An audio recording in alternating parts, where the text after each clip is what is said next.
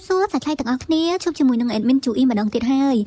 យថ្ងៃនេះដែរគឺកាន់តែពិសេសហ្មង admin យករឿងប្រភេទ BL ដែលល្បីខ្លាំងមែនតើហើយជា version ដើមមកទៀតដែលមានចំណងជើងថាប្តីខ្ញុំជាខ្មោចរឿងនេះពិតជាល្អមើលខ្លាំងគេនិយាយអំពីទំនាក់ទំនងរវាងបុរសម្នាក់ដែលជាប្រុសពេញលក្ខណៈបែរទៅជាស្រឡាញ់ខ្មោចដែលជាប្រុសដូចគ្នាហើយដើមហេតុរបស់គេគឺអ្នកទាំងអស់គ្នាពិតជាស្មានដល់ខ្លាំងមែនតើហ្មងហើយនៅក្នុងនោះក៏មានការស៊ើបអង្កេតក្តីមានរឿងអាចកំបាំងជាច្រើននៅក្នុងរឿងនឹងទៀតតោះឥឡូវកុំឲ្យខាត់ពេលវេលាយូរថា admin ចេះតែថាយើងចូលទៅក្នុងសាច់រឿងទាំងអស់គ្នាបើឆាត់ដំបងឡាយហ្នឹងគេបង្ហាញឲ្យឃើញនៅក្នុងផ្ទះមួយមានភាពស្ងេះស្ងាត់ខ្លាំងមែនតើហើយនៅក្នុងផ្ទះនោះក៏មានរៀបចំពិធីបុណ្យសពប៉ុន្តែអត់ដឹងថាណាគេជាអ្នកស្លាប់ទេហើយនៅក្នុងផ្ទះហ្នឹងក៏បានឃើញអាម៉ាតែម្នាក់គាត់គឺគាត់បានកាន់ថាសមួយដែលមានគ្រឿងក្រៅកពិកកប៉ុកមកហ្នឹងប៉ុន្តែមិនមែនជាគ្រឿងដង្វាយអីទាំងអស់គឺដូចជាមានដូចជាកន្ត្រៃមានស្អីកាក់មានអីអញ្ចឹងណាដែលតាមពិធីសាសនារបស់គេក៏មិនដឹងដែរហើយគាត់ហ្នឹងស្រាប់តែយកកន្ត្រៃហ្នឹងគឺគាត់បានយកទៅកាត់សក់ដូចជាកាត់កញ្ចក់របស់សពហ្នឹងហើយសពហ្នឹងអត់ដឹងថាជាសពរបស់អ្នកណាទេបន្ទាប់មកគាត់ក៏បានយកផ្នែកផ្សេងៗដែលគាត់កាត់ហ្នឹងយកទៅដាក់នៅក្នុងថាសហ្នឹងហើយបន្ទាប់មកគាត់ក៏បានលើកសបត់ពណ៌ក្រហមមួយសបត់ពណ៌ក្រហមហ្នឹងអត់ដឹងថាជាអ្វីទេ admin សន្មត់ថាគឺជាអង្កៅតែម្ដងចោះ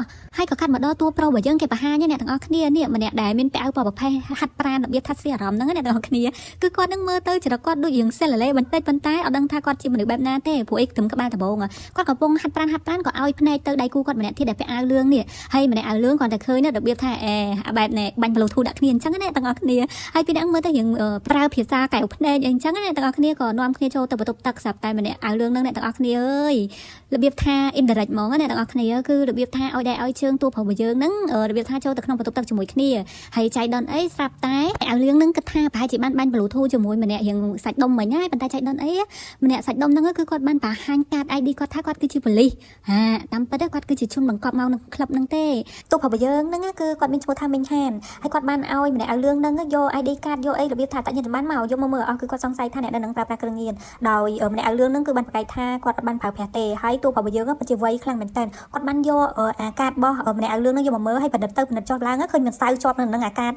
បានសម្គាល់ខ្លួនរបស់គេហ្នឹងគឺគាត់សន្មត់ថាគឺម្នាក់ហ្នឹងពិតជាលាក់គ្រឿងញៀនហើយគាត់ក៏ឲ្យកូនចៅរបស់គាត់ហ្នឹងឆែកមើលទៅស្រាប់តែមានមែនអ្នកទាំងអស់គ្នាពិតជាចំអស់វៃដូចឆ្កែណាហើយគាត់ហ្នឹងក៏បានចាប់ម្នាក់ហ្នឹងយកទៅប៉ោះអីចឹងទៅកាត់មកដល់កន្លែងធ្វើការរបស់មីងហានហ្នឹងគឺគាត់មើលទៅមានតំណែងល្អជាមួយមិត្តរួមការងារខ្លាំងមែនតើជាពិសេសគាត់បានលួចក្រាស់នារីនៅក្នុង poster ដែលបិទនៅកន្លែងធ្វើការហ្នឹងតែម្ដងហើយនេះគឺជារូបពិតពីអ្នកហ្នឹងមើលទៅមានតំណែងល្អខ្លាំងមែនតើហើយមើលទៅអត់សូវត្រូវគ្នាទៀតអ្នកទាំងអស់គ្នារបៀបថាមីងហានក្រាស់គេតែម្នាក់ឯងអញ្ចឹងណាអ្នកទាំងអស់គ្នាហើយកំពុងតែនិយាយលេងសើចកំពុងតែបកកាយចុះឡើងហ្នឹងស្រាប់តែមេរបស់គាត់បានមកហើយក៏គឺឲ្យពួកគាត់ហ្នឹងទៅចេញបេសកកម្មចាប់ចោលគ្រឿងញៀនមីងហានបានចុះចាប់ចោលជាមួយអាឈិញដែលអាឈិញគឺជាក្រាស់របស់គាត់អញ្ចឹងណាហើយពីអ្នកហ្នឹងបើកឡានសាហាវខ្លាំងមែនតើហើយអាឡានចោលនោះក៏មិនណយដែរអ្នកទាំងអស់គ្នាដែលធ្វើឲ្យមីងហានរបស់យើងបើកទៅផ្លូវកាត់ហើយផ្លូវកាត់នេះកំពុងតែមានអ៊ំពីរនាក់គាត់កំពុងតែប៉ះឡានគ្នាឆ្លោះគ្នាអត់ទាន់ដឹងអីហោះស្រាប់តែ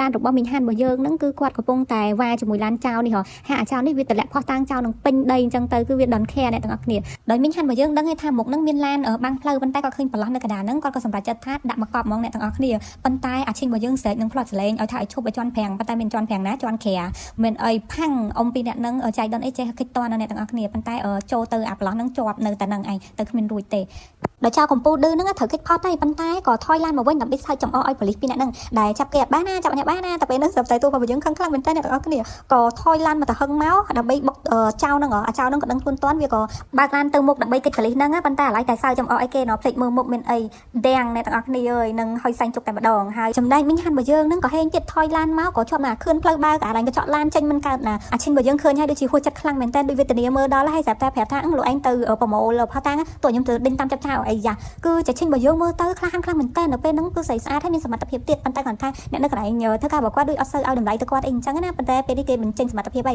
គឺអាឈិនរបស់យើងតាមចាប់ចៅអាចៅនឹងបាក់លងហ្មងអ្នកទាំងអស់គ្នាគឺលយខ្លាំងមែនតើមីងហានរបស់យើងគាត់បានដើរប្រម៉ូលផោះតាំងដែលចៅបោះចោលតាមផ្លូវមែនអ្នកទាំងអស់គ្នាគឺគាត់បានប្រម៉ូលដាក់ចូលក្នុងថង់វិញរៀបរយអីអញ្ចឹងទៅគាត់ដើរទៅមុខទៀតប្រហែលជានៅសល់ទៀតតែពេលមើលទៅស្រាប់តែឃើញអាំងប៉ៅពណ៌ក្រហមមួយហើយអាំងប៉ៅហ្នឹងដូចស្តៀងមកទេអ្នកទាំងអស់គ្នាអាឈុតដើមតែពេលគាត់ក៏ឆ្ងល់ហើយគាត់ក៏បានចាក់អាំងប៉ៅមើលទៅកែលោមានអីចម្លែកអីអញ្ចឹងវារៀងដូចជាធ្ងន់ដែរតែពេលចាក់ទៅណែមានឃើញតាំងពីសក់ឃើញកញ្ចក់កាក់ហើយជាពិសេសហ្នឹងដូចជាមានរូបថតអីក៏មិនដឹងតែស្រាប់តែពេលហ្នឹងឃើញអាម៉ាអ្នកទាំងអស់គ្នាអាម៉ាកាលពីដើមរឿងគាត់ស្រែកហ្មងតាមពិតដូចជាតាក់មួយដែលចាំមើលអ្វីមួយអញ្ចឹងអ្នកទាំងអស់គ្នាស្រាប់តែគាត់ហៅចៅភាសាអីអញ្ចឹងទៅគាត់ថាចេឯនេះគឺជាមនុស្សម្នាក់ដែលត្រូវរៀបការជាមួយចៅគាត់ហើយចៅគាត់ដឹងណាគេអ្នកទាំងអស់គ្នាតែពេលឲ្យគាត់ប្រាប់ថាចៅគាត់ហ្នឹងគឺជាខ្មោចអីអញ្ចឹងណាទោះបើយើងអត់ជឿទេអ្វីជំនឿអីអញ្ចឹងគឺគាត់មានការមួម៉ៅខ្លាំងមែនតើអ្នកទាំងអស់គ្នាចាប់ចៅអត់បានផ្ទាល់ដៃហើយត្រូវមកជួបរឿងចម្លែកអញ្ចឹងទៀតតែពេលហ្នឹងអាម៉ានិយាយថាចេឯងបើមិនរៀបការជាមួយចៅប្រុស របស់យើងទេឯងនឹងនឹងសួយមួយជីវិតបើមិនជឿឯងសាក់ទៅអញ្ចឹងរឿងបានស្រាយយើងដឹងហើយថានៅក្នុងអាំងប៉ាវហ្នឹងគឺជាបំណែកខ្លះៗនៃសាកសពហើយជាពិសេសហ្នឹងមានរូបថតនៅក្នុងហ្នឹងទៀតអ្នកណាដែលបានរើអាំងប៉ាវហ្នឹងហើយគឺមាននិស្ស័យជាមួយខ្មោចហើយត្រូវតែរៀបការជាមួយខ្មោចអញ្ចឹងណាអ្នកទាំងអស់គ្នាដែលនេះគឺជាជំនឿរបស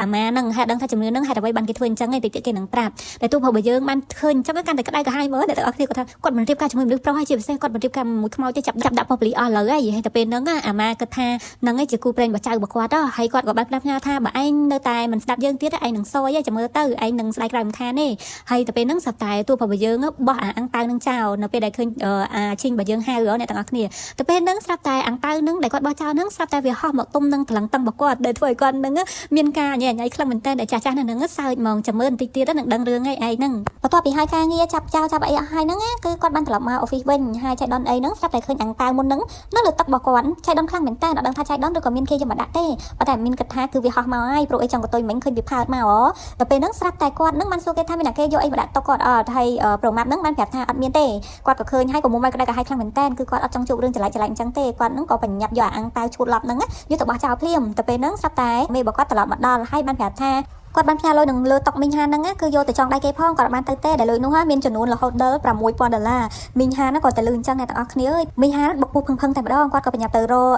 អាំងប៉ាវហ្នឹងនៅក្នុងធុងសម្រាមតែចៃដនអីហ្នឹងសំណាងល្អទៀតហើយគឺមីងអនាម័យគាត់បានយកទៅបោះចោលបាត់ទៅហើយតែពេលចេញទៅដល់ក្រៅហ្នឹងគឺសំណាងម្ដងទៀតគឺឡានសម្រាមទៅតែចេញទៅបបេះគាត់ហ្នឹងដែលធ្វើឲ្យគាត់ហ្នឹងរត់តាមឡានស្រែកផងថាស្រែកផងហៅផងប៉ុន្តែគាត់អត់លឺទេគាត់ក៏ដេញតាមពីក្រោយតែពេលហ្នឹងស្រាប់តែបុកម៉ូតូផងបុកកង់ផងមានតាំងពីអាទូតកធ្លាក់ពីលើទៀតតែមានហ្មងមនុស្សយើងតែវាសយហើយស្អីក៏អាចកើតឡើងបានដែរហើយចុងក្រោយហ្នឹងគឺរៀងស្រាលបន្តិចអ្នកទាំងអស់គ្នាគឺបុកឡានបុកនេះគឺជាសភាពរបស់ប្រូហានរបស់យើងដែលកៅឆៃថ្ងៃទី1អ្នកទាំងអស់គ្នារៀងសង្ហាដែរអាដៃពីរហ្នឹងគ្រប់គ្នានៅក្នុង office ពេលភ្ញាក់ផ្អើលខ្លាំងមែនតើគាត់ថាប្រូហានហ្នឹងទៅចាប់ចោលទៀតមែនមកហ្នឹងចំពេលដែលគេកំពុងតែប្រជុំតែម្ដងគឺប្រជុំចាត់មេគ្រឿងញៀនអីអញ្ចឹងណាបានបន្តិចមកមីងហានរបស់យើងត្រូវបានមេរបស់គាត់ហ្នឹងហៅទៅជួបអីអញ្ចឹងទៅមីងហានរបស់យើងខំតែថាឲ្យបេសកកម្មហ្នឹងគាត់ធ្វើទៀតអញ្ចឹងគាត់រៀងលះបង់ច្រើនដែរតែពេលហ្នឹងស្រាប់តែហេងខ្លាំងណាស់អ្នកទាំងអស់គ្នាគឺមេរបស់គាត់ផ្ទេគាត់ទៅកន្លែងមួយទៀតអែវមកដល់កន្លែងនេះគឺគាត់ធ្វើការកាន់បជីកាន់រឿងក្តីអីចឹងទៅពួកអីគាត់ហ្នឹងដៃពីរហ្នឹងមិនទាន់ជាទេអ្នកទាំងអស់គ្នាតែពេលហ្នឹងគឺគាត់បានឃើញអ្នកមីងម្នាក់ដែលមានមុខមាត់ដូចខ្មោចចឹងហើយគាត់បានសួរថាមិនក៏អត់មានអ្នកគេសួរចម្លើយគាត់ឬក៏គាត់មកប្តឹងអីមែនមិនក៏អត់មានអ្នកគេឃើញគាត់អីចឹងមើលឃើញតែគាត់ម្នាក់អញ្ចឹងគឺមីងហានរបស់យើងគិតនៅក្នុងចិត្តថាគាត់ហ្នឹងប្រហែលជាមួយឃើញខ្មោចអីអញ្ចឹងណាគាត់ក៏បានសួរបញ្ជាក់ទៅមិត្តភក្តិទៀតមិត្តភក្តិថាអត់មានអ្នកគេផងតែពេលហ្នឹងគឺតួរបស់យើងពិតជាភ័យខ្លាំងណាស់ដល់ចាប់ដើមបុកពោះហើយគឺឈាមឡើងមកដល់ក្បាលហើយអ្នកទាំងអស់គ្នាគឺភ័យខ្លាំងមែនតើតែពេលហ្នឹងមីងនឹងនៅពីក្រោយគាត់ស្រែកផងអីផងអញ្ចឹងណាធ្វើឲ្យមិត្តភក្តិគាត់នៅហ្នឹងចាប់ដើមសើចហះយកហ្មងអ្នកទាំងអស់គ្នាដោយសារតែអីម្នាក់ហ្នឹងមិនខ្មោចទេគឺជាមនុស្សហើយមិត្តភក្តិរបស់គាត់ហ្នឹងលេងសើចជាមួយគាត់ទេដែលនិយាយថាអត់ឃើញហ្នឹងគឺគាត់មកប្តឹងអីអញ្ចឹងទៅអ្នកទាំងអស់គ្នាដែលសកម្មភាពទាំងអស់ហ្នឹងធ្វើឲ្យផ្លូវចិត្តគាត់ហ្នឹងអត់សូវស្រួលទេអ្នកទាំងអស់គ្នាទោះមិនលេងក៏ដោយដែលគាត់ហ្នឹងក៏បានរៀបចំគ្រាប់កាភ្លើងហ្នឹងដកចេញពីបងអស់លីងហ្នឹងប៉ុន្តែហ្នឹងក៏ទៅពឹសដៃអីយកអាកាភ្លើងតទេហ្នឹងយកមកធ្វើជាបាញ់លេងបញ្ចេញកំហឹងអីអញ្ចឹងណាចាប់តែចៃដនអីនៅក្នុងកាភ្លើងហ្នឹងមាននៅសល់មួយគ្រាប់ទៀតមកផាំងមកវិសនឹងដាច់តឡឹងតឹងរបស់គាត់អ្នកទាំងអស់គ្នាគាត់ឡើងញ័រខ្លួនហ្មងថាបណ្ដាច់ផុតពូជបណ្ដោយដែលគាត់មិនអាចទ្រាំទ្រនឹងភាពសយរបស់គាត់នឹងទៀតទេអ្នកទាំងអស់គ្នាគិតមើលអត់មានកាភ្លើងអត់មានគ្រាប់ផងហ្នឹងស្រាប់តែនៅសល់មួយគ្រាប់នៅក្នុងបងយ៉ាងម៉េចគាត់នឹងក៏សម្រេចចិត្តថាទីបំផុតទៅរកអាម៉ាពិតមែន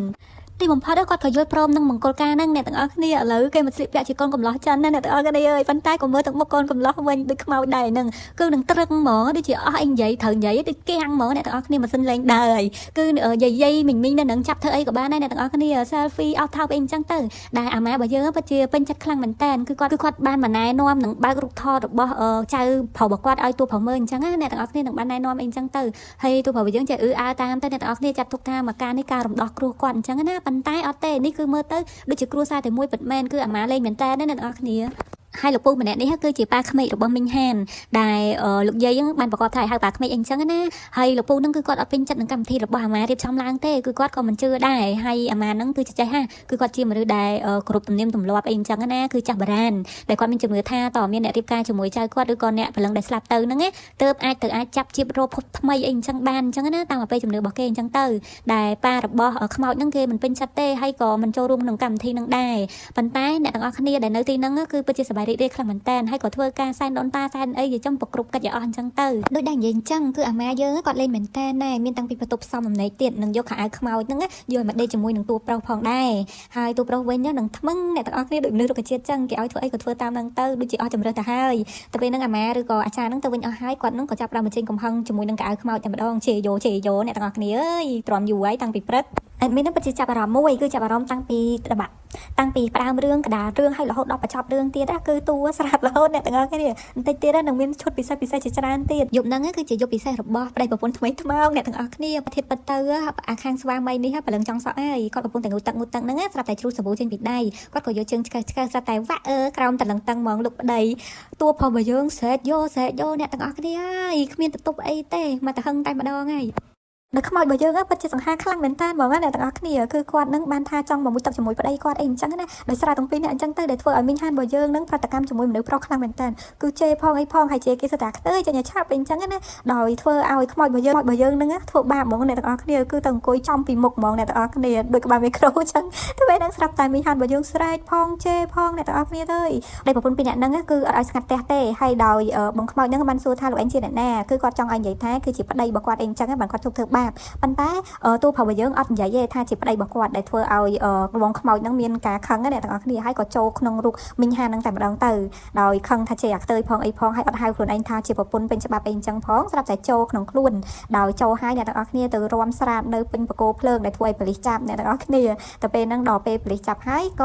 ៏ខ្មោចហ្នឹងចេញវិញដោយរបៀបថាសើចនឹងចង់ហឹងពោះហ្មងណាហើយមីងហានរបស់យើងហ្នឹងក៏ចូលទៅវិហារហើយក៏ប្រាប់រឿងរ៉ាវដែលបានកើតឡើងអីអញ្ចឹងណាដោយលោកអាចារ្យហ្នឹងបានប្រាប់ថានេះគឺជានិស្ស័យឬក៏ព្រំលិខិតមិនអាចគេចផុតទេអ្នកទាំងអស់គ្នាតែពេលងាកទៅគឺបងខ្មោចនៅចាំហ្មងគឺគាត់ចាត់ទុកថាមីងហានហ្នឹងគឺជាប្តីស្របច្បាប់របស់គាត់បានតាមឥតឈប់អញ្ចឹងណាដែលលោកគ្រូបានធ្វើការទូទាយឲ្យថាពីរនាក់ហ្នឹងមានតំណែងជាមួយគ្នាតាំងពីអតីតជាតិដល់មីងហានគិតថាអញ្ចឹងកាលពីជាតិមុនហ្នឹងគាត់ជាប្តីរបស់ខ្មោចហ្នឹងមែនលោកគ្រូប្រាប់ថាហ្នឹងហើយគឺជាឆ្កែមិនជាប្តីទេដោយមីងហានហ្នឹងកាលជាតិមុនហ្នឹងគឺជាឆ្កែរបស់បងខ្មោចហ្នឹងអ្នកទាំងអស់គ្នាហើយលោកគ្រូបានប្រាប់ទៀតថាទោះកិច្ចទៅដល់ណាក៏កិច្ចបំផុតដែរអញ្ចឹងវិធីមានតែមួយគត់គឺឲ្យទូប្រុសហ្នឹងជួយខ្មោចហ្នឹងទៅដោយសារតែខ្មោចហ្នឹងមិនទាន់បានបំពេញបំណងមុននឹងស្លាប់អញ្ចឹងហើយឲ្យជួយបំពេញបំណងខ្មោចហ្នឹងហើយខ្មោចហ្នឹងនឹងទៅបានចាប់ជាតិអញ្ចឹងទូប្រុសគាត់ពិតជាអត់ជំរឿនពិតមែនមីងហានរបស់យើងក៏ត្រឡប់មកផ្ទះវិញហើយក៏អត់ធូបបើកតុកចរចាជាមួយខ្មោចអីអញ្ចឹងណាហើយយើងសង្កេតឃើញថាមុនហ្នឹងគឺខ្មោចហ្នឹងរកចង់អាលាយយ៉ាងព្រិលហ្នឹងបានន័យថាគឺដោយសារតែឲ្យតែពេលដែលគាត់ហ្នឹងចូលរូបណាគេហើយគឺកម្លាំងធៀបគាត់អស់អញ្ចឹងទៅលុះត្រាតែមានការអត់ធូបឬក៏កម្លាំងអ្វីម្យ៉ាងមកបំពេញវិញនឹងគាត់នឹងបានឃើញរូបច្បាស់ព្រលឹងគាត់ច្បាស់វិញអញ្ចឹងណា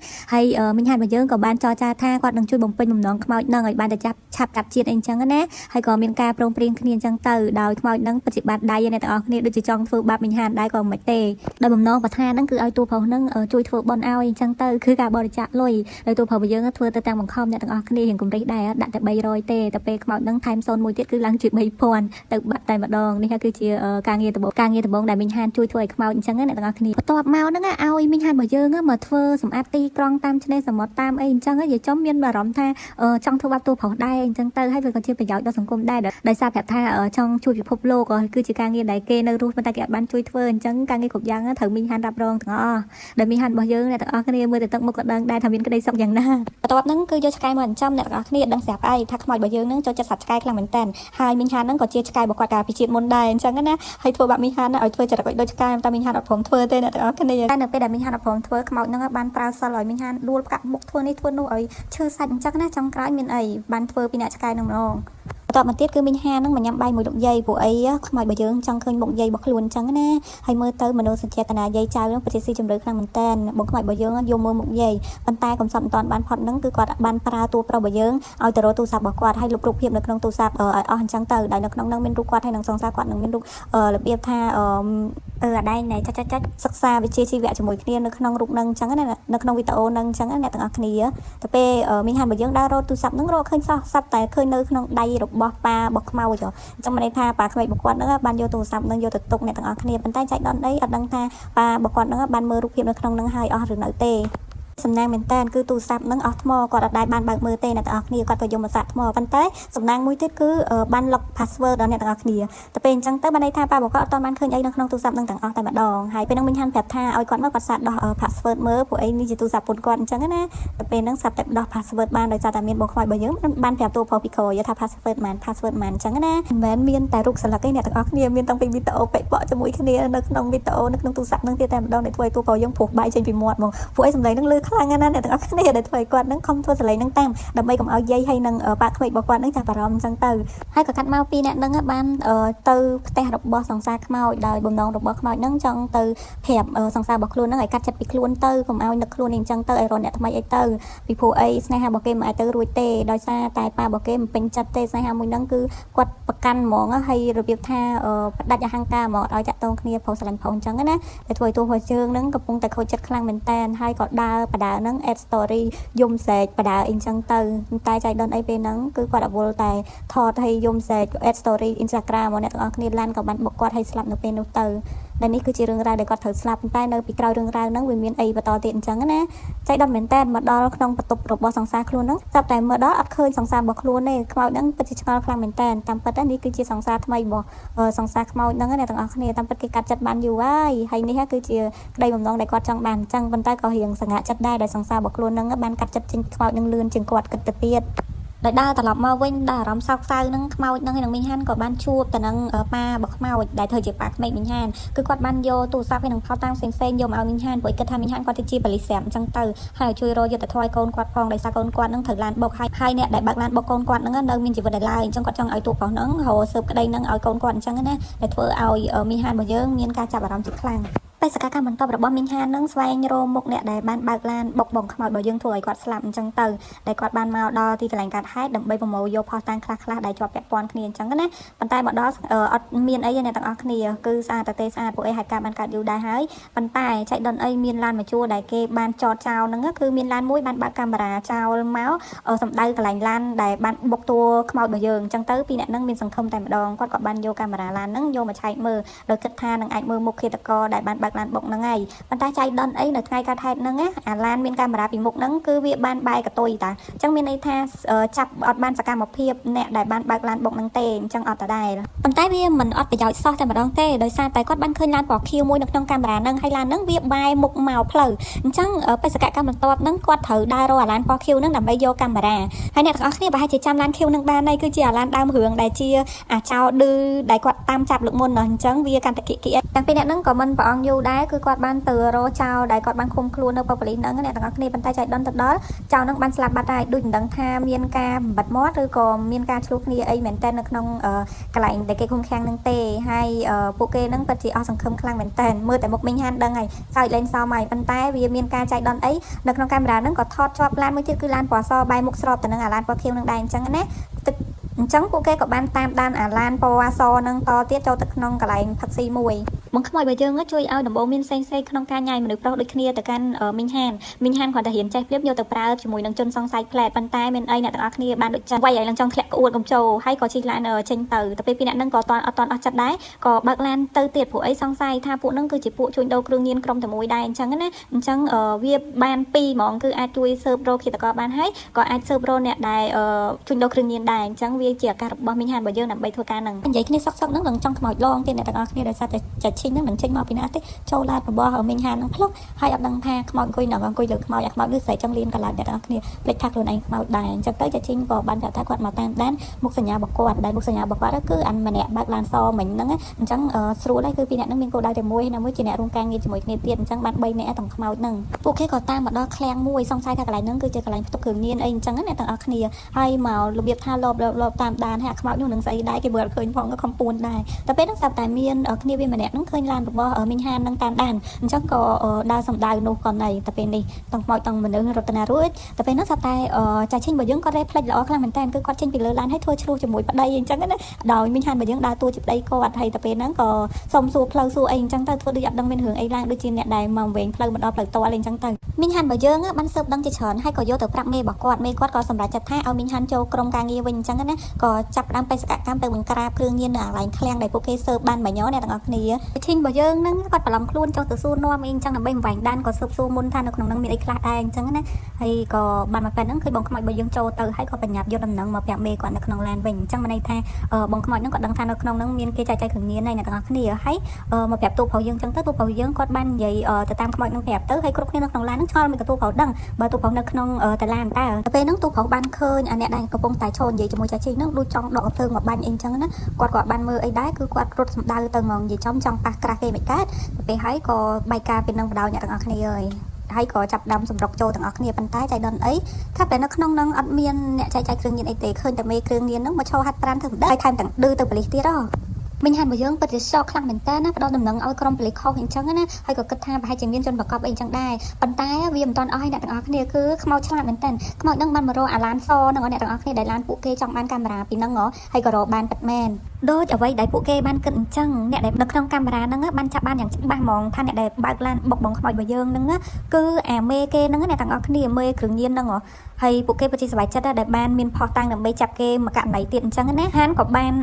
នយកអាកន្លែងคลิปហ្នឹងយកទៅឲ្យអាឈិញរបស់យើងដោយសារតែគិតថាអាឈិញមានសមត្ថភាពនៅក្នុងការសើរើក្តីនឹងអីអញ្ចឹងណាអញ្ចឹងក៏សម្រេចចិត្តថាឲ្យយកទៅធ្វើផុសតាំងដើម្បីចាប់អាមេគ្រឿងញៀននឹងតែម្ដងបានតិចមកក៏ស្រាប់តែមានគេផ្ដំនឹងថាមេគ្រឿងញៀនបានចេញសកម្មភាពទៀតហើយអញ្ចឹងគ្រប់គ្នាទាំងអស់ត្រៀមខ្លួនហើយម្នាក់ហ្នឹងក៏រៀបចំខ្លួនដើម្បីទៅធ្វើបេសកកម្មចាប់មេគ្រឿងញៀនឲ្យបានចាំមើលថាម្ដងនេះចាប់បានអត់គួរឲ្យសោកស្ដាយខ្លាំងមែនតើគឺមេគ្រឿងញៀនហ្នឹងគឺបានដឹងតំណឹងមុនហើយក៏បានរត់គេចបាត់ហើយអ្នកទាំងអស់គ្នាចង់និយាយថាចេះឲ្យតែមានបេសកកម្មចាប់គឺដូចជាមានអ្នកផ្ដំតំណឹងមុនហើយដឹងថាណាគេគឺជារនូតក្នុងឯងដែលធ្វើឲ្យមេគាត់នឹងសង្ស័យថាជាតួប្រុសព្រោះអីមិញហានរបស់យើងគឺរងថ្មបាក់ជំនួសគេគ្រប់ពេលតែម្ដងហើយធ្វើឲ្យមេរបស់គេបាត់ទំនុកចិត្តហើយបេសកកម្មបន្តហ្នឹងគឺដកតួប្រុសរបស់យើងចេញអញ្ចឹងមានន័យថាមិញហានអាចចូលបេសកកម្មចាប់អ្នកគ្រឿងញៀននឹងបានទៀតទេអ្នកទាំងអស់គ្នាអើយគួរឲ្យសោកស្ដាយខ្លាំងមែនតើឥឡូវកើតជាមនុស្សអត់ប្រយោជន៍ហើយមិញហានរបស់យើងមានការមួម៉ៅជាខ្លាំងដោយបាត់បង់ការងារអីអញ្ចឹងហើយមានការឆ្លោះគ្នាតោះតែងជាមួយនឹងបងខ្មោចយើងទៀតដោយគាត់ថាអញ្ចេះរៀបការជាមួយខ្មោចដើម្បីឲ្យលើកនិស្ស័យដើម្បីឲ្យហេងមកវិញប៉ុន្តែជីវិតយើងកាន់តែដណ្ដាបជាងមុននេះជាអ្វីដែលឯងចង់បានមែនទេក៏កាន់ធាតុរបស់បងខ្មោចយើងទៅជួបសង្សាររបស់គេតែម្ដងដើម្បីឲ្យពួកនឹងនិយាយគ្នាចាប់ចំចឹកដើមទៅហើយចាប់ជាបាត់ចេញពីជីវិតគាត់អីអញ្ចឹងទៅព្រោះគាត់ថានៅសល់បំណងប្រាថ្នាអីទៀតដាក់ឲ្យអស់មកទៅពេលទៅដល់មីងហានបានប្រាប់បងខ្មោចថាឲ្យចូលខ្លួនគេមកហើយចង់សួរអីចង់និយាយអីចង់ធ្វើអីក៏ធ្វើទៅ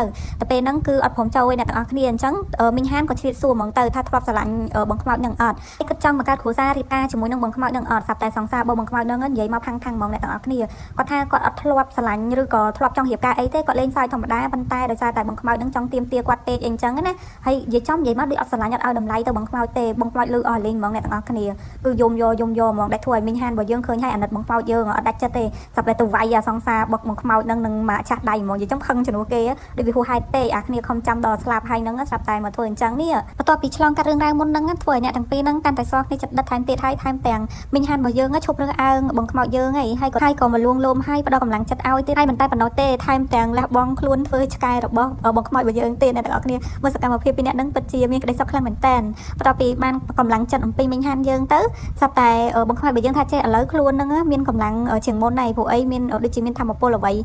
ីមកផ្ដល់ឲ្យគាត់អីអញ្ចឹងណាហើយអ្វីដែលគាត់ចង់បានហ្នឹងគឺក្តីស្រឡាញ់មួយដែលគាត់ក្តៅអីអញ្ចឹងទៅហើយពេលហ្នឹងស្រាប់តែគាត់បានថាចេះគាត់ឥឡូវដូចជាមានកម្លាំងជាងមុនដូចជាសង្ស័យថាតិចគាត់ទៅចាប់ជាតិទៅស្រាប់តែឃើញតួប្រុសរបស់យើងហ្នឹងដែលឡើងទៅលើអ្នកទាំងអស់គ្នាអញ្ចឹងមានន័យថាបងខ្មោចរបស់យើងអាចទៅចាប់ជាតិបានហើយមែនទេអញ្ចឹងធ្វើឲ្យតួប្រុសរបស់យើងនឹងសោកហ្មងអ្នកទាំងអស់គ្នាទំត្រូវគ្នាសោះឥឡូវស្រាប់តែបងខ្មោចរបស់យើងទៅចោលគាត់បាត់តែម្ដងហើយមើលទៅទឹកមុខដូចជាសោកស្ដាយហើយអត់បានតន់និយាយរឿងអីក្នុងចិត្តអីប្រាប់ផងហ្នឹងណ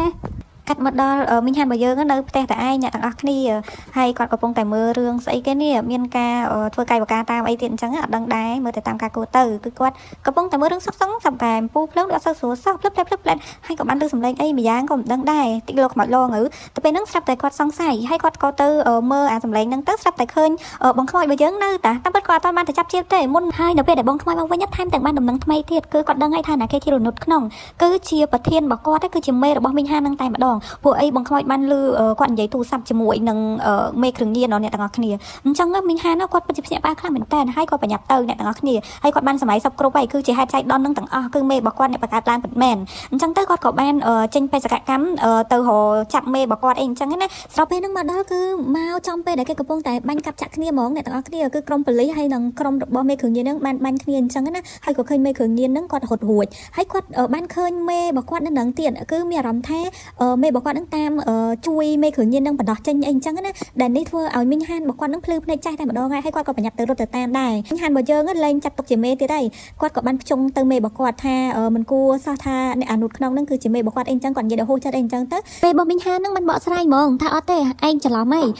បេសកកម្មហ្នឹងយើងមកនឹងមិនមកដោះមេគ្រឿងញៀនទេយើងមកចាប់មេគ្រឿងញៀននឹងឯងហើយយើងបានតំណឹងពីអាឈិញតែពេលហ្នឹងស្រាប់តែអ្នកទាំងអស់គ្នាមេគ្រឿងញៀនបានមកដល់តែម្ដងហើយអ្នកទាំងអស់គ្នាប្រហែលជាឆ្ងល់ហើយមិនអញ្ចឹងគឺដោយសារតែបងខ្មោច យើងយកបាយការព័ត៌មានខុសអ្នកទាំងអស់គ្នាតែពេលហ្នឹងស្រាប់តែអាឈិញមកដល់គឺគ្រប់គ្នាបានដឹងហើយថាអាឈិញហ្នឹងគឺជាបណ្ដាញរបស់មេគ្រឿងញៀនអ្នកអនុក្នុងហ្នឹងគឺជាចៃឈិញដែលជាក្រាស់របស់មីងហានសោះអូយអ្នកទាំងអស់គ្នាអើយតាំងពីដើមមកឡើងអែហ្មងប៉ុន្តែពេលនេះគឺខកចិត្តស្រឡះតែម្ដងបានសម័យថានៅពេលដែលចៃឈិញបានចាប់ចោលហ្នឹងក៏ផ្ដោតដំណឹងឲ្យចោលនៅពេលដែលចូលក្នុងក្លឹបប្រាប់នេះហ្នឹងគឺគាត់ឲ្យមុនទាំងអស់សូម្បីតែពេលដែលគាត់មុននឹងចូលទៅឆៃនេះគឺគាត់បានផ្ដល់សញ្ញាសរសេរអក្សរទៅដល់គ្នារបស់គាត់ទៀតអញ្ចឹងមានន័យថាគាត់គឺជាបណ្ដាញរបស់ពួកគ្រឿងញៀនហ្នឹងចំតួតែម្ដងហើយតាំងពីដើមមកគាត់តែយើងអត់ចាប់អារម្មណ៍អញ្ចឹងណាពីរបស់យើងស្ងាត់ទេប៉ុន្តែគឺជាអនុក្នុងសោះអត់ដឹងថាគាត់ធ្វើដើម្បីអីទេនៅពេលហ្នឹងស្រាប់តែមានការចាចាប់ទៅទាំងអស់គ្នាហ្មងគឺអាឈិញរបស់យើងសាហាវអ្នកទាំងអស់គ្នាគឺគាត់មិននៅខាងអ្នកណាទាំងអស់ខាងប៉ូលីសក៏គាត់អត់នៅខាងមេគ្រឿងញៀនក៏គាត់អត់នៅគឺគាត់ហ្នឹងបានប្លន់យកលុយមេគ្រឿងញៀនហ្នឹងទៀតហើយធ្វើនេះគឺដើម្បីសងសឹកដោយសារតែម៉ាក់អាឈិញហ្នឹងត្រូវមេគ្រឿងញៀនហ្នឹងធ្វើបាបអ្នកទាំងអស់គ្នារហូតដល់ស្លាប់អញ្ចឹងទៅគាត់មកសងសឹកផងហើយនឹងមកយកលុយហ្នឹងយកទៅចាយក្នុងជីវិតថ្មីផងអញ្ចឹងទៅបន្ទាប់ពីអាឈិញបានលុយបានរត់ចេញពីទីហ្នឹងហើយហ្នឹងស្រាប់តែកូនចៅរបស់មេគ្រឿងញៀនមកដល់ល្មមហើយក៏ទៅជួយមេរបស់ខ្លួនពេលហើយបានបញ្ជាកូនចៅឲ្យសម្លាប់ប៉ូលីសពីអ្នកចៅបំបត្តិមាត់អីចឹងទៅពេលហ្នឹងអ្នកទាំងអស់គ្នារតែបាញ់ទូប្រុសយើងហើយស្រាប់តែបងខ្មោចរបស់យើងហ្នឹងទ្រាំបាននេះក៏ប្រើអាកម្លាំងចុងក្រោយហ្នឹងចូលមនុស្សម្នាក់ដើម្បីជួយអញ្ចឹងណាប៉ុន្តែចូលអ្នកណាមិនចូលចំមេគេសំណាងដែរពេលហ្នឹងមេហ្នឹងបាននិយាយថានៅពេលដែលខ្មោចចូលហើយគាត់ក៏បានប្រាប់ថាគ្នាឯងទេដោះលែងទៅអញ្ចឹងបានន័យថាពួកកូនចៅហ្នឹងរៀងលីលើបន្តិចដែរមិញឲ្យសម្លាប់ឥឡូវឲ្យដោះលែងអញ្ចឹងណាតែពេលដោះលែងរៀបចំដោះលែងអីហើយតែប៉ូលីសមែនទែនមកត្រួតទៀតអ្នកទាំងអស់គ្នាពេលហ្នឹងមេគ្រឿងញៀនបានប្រាប់ថាគ្នាឯងទេហើយអត់ដឹងថាសម្ដៅទៅលើអីពេលហ្នឹងប៉ូលីសរៀងលីលើដែរអ្នកទាំងអស់គ្នាអត់ដឹងថាអាណាគ្នាឯងអាណាគ្នាគេទេស្រាប់តែមេគ្រឿងញៀនហ្នឹងដែលខ្មោចចូលហ្នឹងគឺគាត់អត់ចេះប្រើកាភ្លើងទេដោយបងខ្មោចយើងណាចេះប្រើកាភ្លើងស្រាប់តែក៏កេះកៃហ្នឹងបាញ់ចំប៉ូលីសអញ្ចឹងទៅប៉ូលីសក៏សន្មតថាគឺជាពួកគ្រឿងញៀនហ្នឹងឯងហើយក៏មានការបាញ់ប្រហារគ្នាវាយគ្នារវាងក្រុមប៉ូលីសនិងក្រុមចៅហ្នឹងទៅអាណិតមីងហានយើងមែនតើអ្នកទាំងអស់គ្នានឹង3 4 5នាក់មកព្រួតវាយខ្លួនឯងតែម្នាក់នឹងចិត្តងាប់ចិត្តរស់តែពេលហ្នឹងបងខ្មោចរបស់យើងក៏ឃើញហើយឈឺចិត្តហ្មងក៏ចេញពីមេគ្រឿងញៀនហើយមកចូលម្នាក់ទៀតហើយក៏មកជួយអញ្ចឹងទៅប៉ុន្តែការជួយរបស់គាត់អ្នកទាំងអស់គ្នានឹងគាំងហ្មងគឺគាត់អត់ចេះវាយទេគាត់ចេះតែថើបអញ្ចឹងគាត់ដើរថើបអាបាក់ពួកគ្នាឯងហ្នឹងតែពេលពួកអត់ហ្នឹងវាឆ្ងល់ខ្លាំងមែនតើហើយក៏វាខ្ពើមដែរបកាច់ពេញហ្នឹងដូចត្រូវពឹសប៉ុន្តែចុងក្រោយហ្នឹងគឺបងខ្មោចរបស់យើងហត់ដល់អ្នកទាំងអស់គ្នាដោយសារតែឲ្យតែគាត់ចូលណាគេហើយគឺព្រលឹងរបស់គាត់ខ្សោយហើយជាចុងក្រោយហ្នឹងគឺមីងហានរបស់យើងត្រូវបានមកទីបនឹងបែកក្បាលឡើងសើខ្លាំងមែនតើហើយស្របពេលហ្នឹងក៏មេគ្រឿងញៀននៅពីក្រោយអ្នកទាំងអស់គ្នាលើកកំភ្លើងបំរុងបាញ់ហើយពេលហ្នឹងបងខ្មោចរបស់យើងគឺអស់កម្លាំងខ្លាំងមែនតើខំស្រែកហៅថាឲ្យប្រយ័ត្នអញ្ចឹងណាប៉ុន្តែអត់លឺទេដោយសារតែវិញ្ញាណគាត់ឥឡូវវាខ្សោយពេកតែពេលហ្នឹងស្រាប់តែដាំងអ្នកទាំងអស់គ្នាអើយលែងតន់តែបដ ாய் ហើយគឺមេគ្រឿងញៀនហ្នឹងបានបាញ់តួប្រុសរបស់យើងហើយមេរបស់តួប្រុសយើងបានបាញ់មេគ្រឿងញៀនផុតតែបន្តិចទេកុំអីបានរួចខ្លួនបាត់ប៉ុន្តែនេះគឺជាព្រំលិខិតហើយខ្មោចរបស់យើងស្រែកយំផងអីផងមេរបស់មីងហានក៏បញ្ញាបញ្ជូនគាត់ទៅមន្ទីរពេទ្យហើយនៅលើឡានសង្គ្រោះហ្នឹងបងខ្មោចរបស់យើងក៏នៅនឹងដែរបងខ្មោចរបស់យើងយំផងភ័យផងអីផងអ្នកទាំងអស់គ្នាហើយខ្លួនឯងសោយផងអញ្ចឹងពិបាកទប់ទល់ខ្លាំងមែនតើចំណែកមីងហានរបស់យើងហ្នឹងនិយាយថ្លៃឆ្លងជាមួយខ្មោចហ្នឹងឡើងរបៀបថាឡើងអស់ពីខ្លួនហ្មងអ្នកទាំងអស់គ្នាដែលមេរបស់គាត់ហ្នឹងបានសួរថាឯងនិយាយមួយណាគេទៅពេលឲ្យគាត់និយាយមួយម៉ាត់ចុងក្រោយឡើងក្តុកដួលហ្មងគាត់ថាគាត់និយាយជាមួយប្រពន្ធរបស់គាត់ដែលពាក្យហ្នឹងឲ្យធ្វើឲ្យបងខ្មោចរបស់យើងហ្នឹងឡើងអួលដើមកហ្មងអ្នកទាំងអស់គ្នាព្រំលិខិតវាមិនអាក្រក់ណាស់ណាពេកទេគឺគេឲ្យតួប្រុសយើងនៅមានជីវិតតើនៅនេះឥឡូវគាត់កំពុងតែសម្រាប់នៅមន្ទីរពេទ្យគ្រាន់តែភ្ញាក់ពីស្លាប់ភ្លាមស្រែកហៅឈ្មោះរបស់បងខ្មោចយើងភ្លាមគឺគាត់ភ័យរន្ធត់ខ្លាំងមែនតើខ្លាចបាត់បងខ្មោចយើងហើយបងខ្មោចយើងក៏ស្មោះស្ម័គ្រណាស់ដែរអត់ទាន់ទៅណាទេប៉ុន្តែមើលទៅរូបរាងគាត់នឹងខ្លាចជាផ្សែងឥឡូវហើយដោយសារតែគាត់អស់កម្លាំងខ្លាំងមែនតើស្របពេលហ្នឹងប៉ារបស់បងខ្មោចចូលមកហើយក៏អរគុណតួប្រុសយើងខ្លាំងមែនតើដែលវែករយុទ្ធធម៌ឲ្យកូនគាត់បានសម្រេចអញ្ចឹងណាមីងហានយើងក៏សួរទៅប៉ារបស់បងខ្មោចនឹងថាតើមានរឿងអីដែលចង់និយាយទៅកាន់កូនអត់ព្រោះអីជឿជាក់ថានៅពេលដែលលោកអ៊ំនិយាយទៅកូនរបស់លោកអ៊ំនឹងលឺព្រោះអីកូនរបស់លោកអ៊ំនៅក្បែរលោកអ៊ំហើយតែពេលហ្នឹងគាត់អត់ចង់និយាយទេអ្នកទាំងអស់គ្នាគាត់ថាចែកកូនរបស់គាត់ស្លាប់ទៅហើយទោះគាត់និយាយក៏គ្មានផលប្រយោជន៍អីដែរប៉ុន្តែគាត់ប្រាប់ថានិយាយប្រាប់គាត់មកព្រោះអីគាត់គឺជាប្តីរបស់កូនអ៊ំក៏ជាកូនប្រសាអ៊ំដែរអញ្ចឹងទៅគាត់ក៏សម្រេចចិត្តប្រាប់អញ្ចឹងនៅពីក្រោយហេតុការណ៍ទាំងអស់ហ្នឹងមិនដូចពួកយើងឃើញទេអ្នកទាំងអស់គ្នាបន្ទាប់ពីបានលើថាកូនប្រុសរបស់គាត់ស្រឡាញ់ប្រុសដូចគ្នាអញ្ចឹងគឺគាត់ខឹងខ្លាំងមែនតើប៉ុន្តែបន្ទាប់ពីបានការបញ្យល់អំពីម៉ាក់របស់គាត់អាម៉ាអញ្ចឹងគាត់ក៏ទទួលស្គាល់គាត់គិតថាបំណងគាត់ចង់ឲ្យកូនគាត់មានក្តីសុខចុះបើគាត់បំបែកបាក់កូនគាត់អត់មានក្តីសុខផងហ្នឹងអញ្ចឹងគាត់ក៏ទទួលស្គាល់ហើយក៏បានទៅផ្ទះរបស់សង្សារកូនគាត់នឹងទៀតប៉ុន្តែចៃដន្យអីតែពេលទៅដល់ឃើញសង្សារកូនគាត់នឹងផិតក្បត់ស្រឡាញ់ទៅយកប្រុសម្ដេចទៀតអញ្ចឹងគាត់ដឹងថាមនុស្សនឹងអាក្រក់អត់អាចឲ្យកូនគាត់ផ្ញើវាសនាជាមួយបានអញ្ចឹងណាគាត់ក៏អត់ប្រាប់រឿងហ្នឹងទៅកាន់កូនគាត់ដែរគាត់បែរជាជំទាស់វិញអ្នកទាំងអស់គ្នាគឺជំទាស់អត់ឲ្យ រៀបការជាមួយអីចឹងទៅដែលធ្វើឲ្យកូនហើយនឹងឪនឹងយល់ច្រឡំគ្នាអញ្ចឹងទៅដែលស្ដាប់ឲ្យពិតជាក្តុកក្តួលខ្លាំងមែនតើមិនតែប៉ុណ្ណោះទៀតគាត់ក៏ធ្លាប់បានទៅរកសង្សារកូនរបស់គាត់នឹងឲ្យមករៀបការជាមួយសពរបស់កូនគាត់ទៀតពួកអីចង់បំពេញក្តីបំណងកូនគាត់ពេលកូនគាត់ស្លាប់ទៅហើយប៉ុន្តែសង្សារកូនគាត់នឹងគឺមាននេះណាគេរបៀបថាមានសង្សារថ្មីហើយអត់ព្រមមានអ្នកទាំងអស់គ្នានេះគឺជារឿងរ៉ាវឪពុកគាត់អត់បាននិយាយប្រាប់តែពេលនេះនិយាយអស់ពីក្នុងចិត្តអលេងដែលធ្វើឲ្យបងខ្មោចរបស់យើងហ្នឹងចង់និយាយថាយំផងអីផងរបៀបថារំភើបចិត្តផងអីផងអញ្ចឹងណាទាំងអស់គ្នាមិនគួរណាស្លាប់ចោលនៅពេលដែលអត់ទាន់បានដឹងរឿងនឹងស្លាប់គិតថាពុករបស់ខ្លួនអាក្រក់តាមពិតគ្មានក្តីស្រឡាញ់ណាស្មើនឹងក្តីស្រឡាញ់របស់ពុកម្ដាយនឹងទេដែលធម្មពលនឹងឲ្យធ្វើឲ្យបងខ្មោចរបស់យើងនឹងប្រែជាមានវិញ្ញាណរបស់គាត់នឹងប្រែជាគ្រប់លក្ខណៈឡើងវិញដោយក្តីស្រឡាញ់ហ្នឹងឯងគឺជាគោលបំណងរបស់បងខ្មោចរបស់យើងអ្នកទាំងអស់គ្នាដែលនៅតាំងពីពាក់កណ្ដាលរឿងហ្នឹងគាត់បាននិយាយថាគាត់ចង់បានក្តីស្រឡាញ់មួយដែលកក់ក្ដៅអញ្ចឹងក្តីស្រឡាញ់ដែលកក់ក្ដៅហ្នឹងបានពីប៉ារបស់គាត់ហងហើយនឹងបានអំពីមីងហានផងអញ្ចឹងណាដែលធ្វើឲ្យគាត់នឹងចាក់ចេញទៅដោយអស់ចិត្តហើយនឹងមានក្តីសុខខ្លាំងមែនតែនមីងហាននឹងក៏ឃើញហើយក៏លាគ្នាដោយក្តីស្រឡាញ់ក្តីនឹករលឹករាប់អានគ្នាអញ្ចឹងទៅអ្នកទាំងអស់គ្នាបើទោះបីបងខ្មោចយើងទៅចាប់ជាតិមែនបងមីងហានរបស់យើងក៏នៅមានឆ្កែមួយដើម្បីកំដរគាត់ដែរហើយគាត់ក៏បន្តរស់នៅកន្លែងហ្នឹងទៀតហើយនៅក្នុងផ្ទះហ្នឹងមានរូបថតរបស់ប្រពន្ធគាត់អីអញ្ចឹងណាហើយជាពិសេសហ្នឹងគឺគាត់មានតំណែងជាមួយគ្រួសារខាងប្រពន្ធគាត់ហ្នឹងគឺធម្មតាអ្នកទាំងអស់គ្នាគឺរបៀបថាដូចគ្រួសារតែមួយអញ្ចឹងគឺវាជាក្តីសុខមួយដែរអញ្ចឹងណាបន្ទាប់ពីហេតុការណ៍ចម្លែកកើតឡើងក៏បានចំណេញនៅមនោសញ្ចេតនានិងរឿងរ៉ាវជាច្រើនដែលបានកើតឡើងជាមួយគាត់ហើយរឿងហ្នឹងក៏បញ្ចប់ត្រឹមតែប៉ុណ្្នឹងដែរ Happy Ending អ្នកទាំងអស់គ្នា admin សូមអរគុណច្រើនសម្រាប់អ្នកទាំងអស់គ្នាតាមដានទស្សនារឿងនេះតាំងពីដើមដល់ចប់ណាហើយសូមជួយចុច like និង subscribe admin ម្នាក់មួយផងបាយបាយ